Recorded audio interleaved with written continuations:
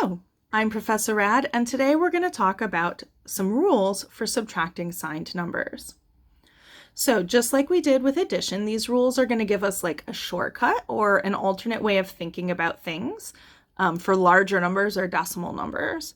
But if you ever forget the rules, go back to where they come from. So they come from the experience with a number line, thinking about it in terms of money, or using different colors or shapes that have like play a game or have a battle.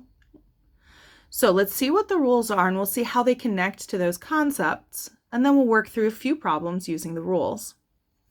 So Theorem 2 says to subtract signed numbers, you can follow this procedure. First, change the operation of subtraction into addition. Then, change the sign of the second number to its opposite. And lastly, use the addition rules to find the result. So the key to this procedure is we're going to take a subtraction question and frame it in terms of an addition question. So these first two rules, when we subtracted with a number line, remember when you subtract a number, it changes the direction of that second number. So when you change subtraction into addition and you alter the sign, you're essentially doing that. If I subtract a negative, that would mean I go in the opposite direction of a negative, so I would go to the right.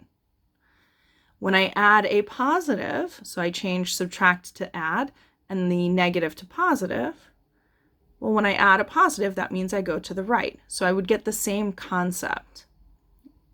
If I think about it in terms of money, if I subtract a withdrawal, that's like removing a charge from my account, it's like putting money back in. So taking away a charge is the same as making a deposit. So subtracting a negative is adding a positive. And then similarly with our teams, the second team members that we were subtracting switched sides. They played for the opposite team. So if I subtract -5, then that means that those 5 red circles are now turned into 5 blue squares, for example. So adding 5 blue squares is the same as subtracting 5 red circles. When we change things into an addition problem, then we can follow the rules for adding. One way that people like to remember this theorem kind of as a shortcut is to think of keep, change, change. This is because you keep the original number, right? So no matter what we were doing, if we were thinking in terms of money or number lines or battles with shapes, the first number in the problem always stayed the same. The change refers to changing subtraction to addition, and the second change refers to changing the sign of the second number. So let's see how this plays out. If I have 16 minus a -16, I'm going to keep that first 16. That doesn't change. This subtraction is going to turn into addition, and this -16 turns into a +16. Now I ignore what we originally had and I look only at this new addition problem. Well, this is just like adding normal numbers. 16 plus 16 is going to be 32.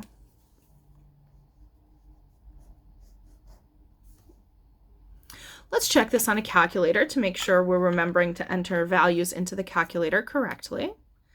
So I'm going to write the original problem, which was 16 minus -16. 16 minus -16 gives us 32. Sweet. Now let's try this next one. I'm going to keep that first number the same, so I keep it at -16. I change the subtraction into addition, and I make this negative number a positive number. So -16 minus -16 turns into -16 plus a positive 16. So I'm going to pretend like that original line didn't exist and think about this addition problem. So when we add, if the signs are the same, we add the amount and keep the sign. But if they're different, we subtract the amounts and then we take the bigger number sign. So here we're adding a negative and a positive. So the signs are different, so I'm going to subtract them. So I'm going to do 16 minus 16, and that's 0. I had 16, I took all of them away, and I'm left at 0.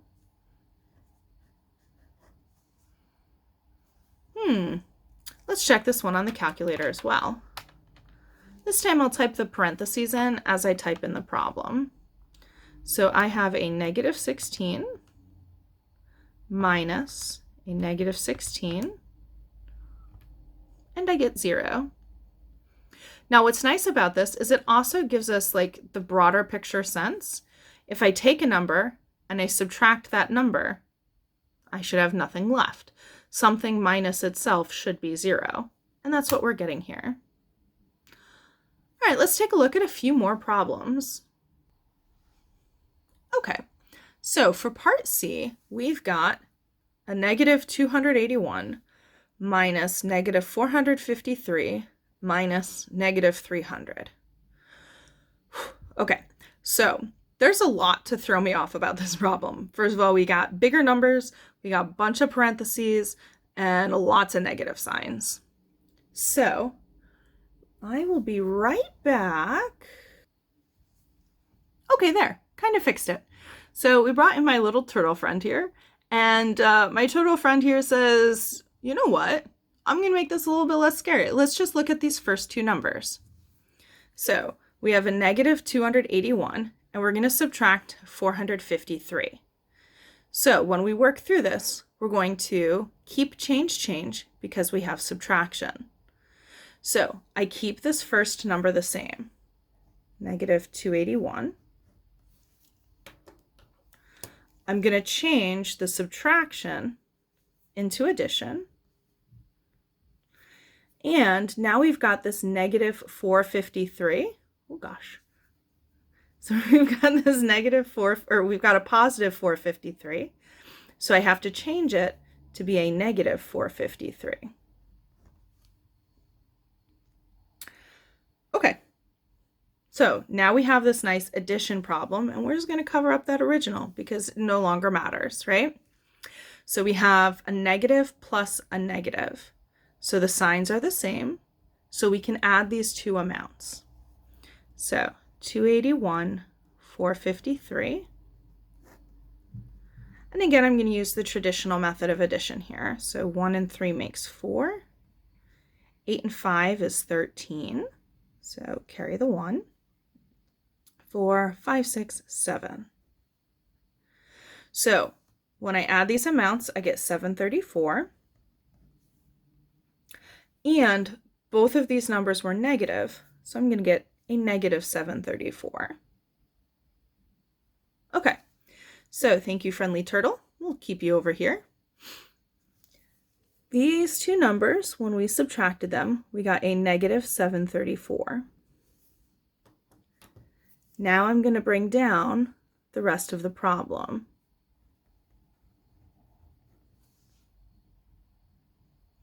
And we're going to hide this other work that we did because we don't need that now. We don't need this top line. Let's just focus on what we need. You go away too. Not you, but this. Okay, so let's focus in now on what we're working on. We've got a negative 734 minus a negative 300. So I'm going to keep that first number of negative 734.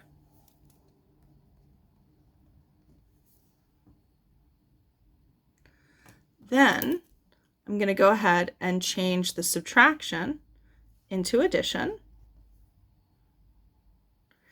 And then since this is a negative 300, I turn it into a positive 300. All right, now we need more stuff to block the old stuff, huh? Okay, so now our problem is currently a negative 734 plus 300. So our rules for addition say if the signs are the same, you add. If the signs are different, you subtract.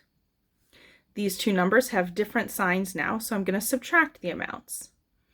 700 is more than 300, so I'm going to put the 734 up top and the 300 down below.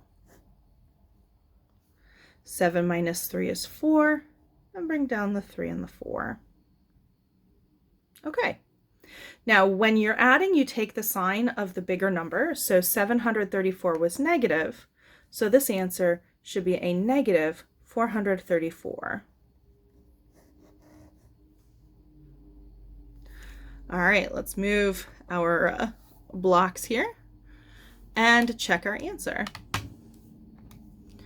So I'm going to type in the negative 281 minus 453 minus negative 300. All right, we got it. We got a negative 434. Okay, great. Now let's do this last problem of subtracting. And let's bring our friend, because they're just too cheerful to not carry through, right?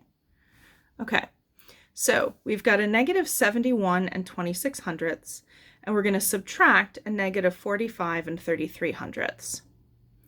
So to do this, let's do our keep, change, change, because those are our rules for subtraction.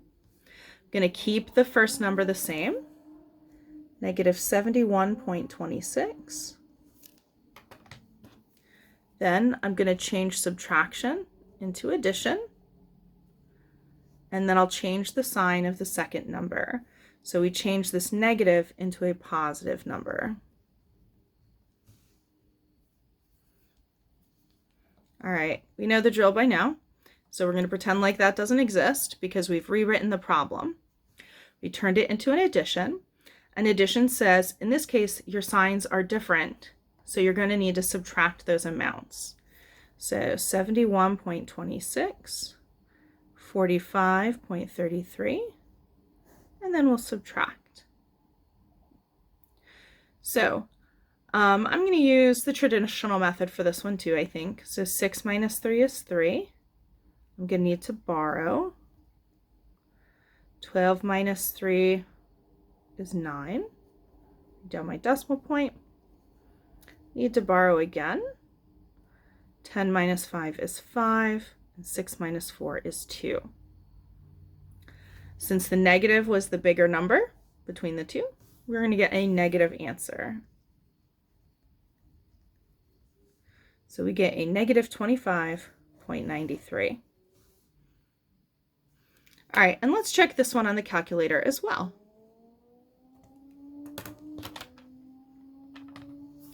So we've got a negative 71 and 26 hundredths minus a negative 45 and 33 hundredths.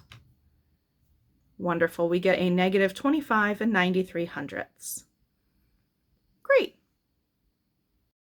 So one thing I wanted to point out before we get to some problems for you to try on your own is that this idea of keep, change, change is actually really important when you get to algebra. So don't freak out. I know we've got some letters and numbers here, but this is just a preview of what's to come in your algebraic future if you're going in that route. So if you are subtracting these two things that have those x's in them, notice down here, if I just look at what's different between the original and what's down here, is everything that's in this first set is exactly the same.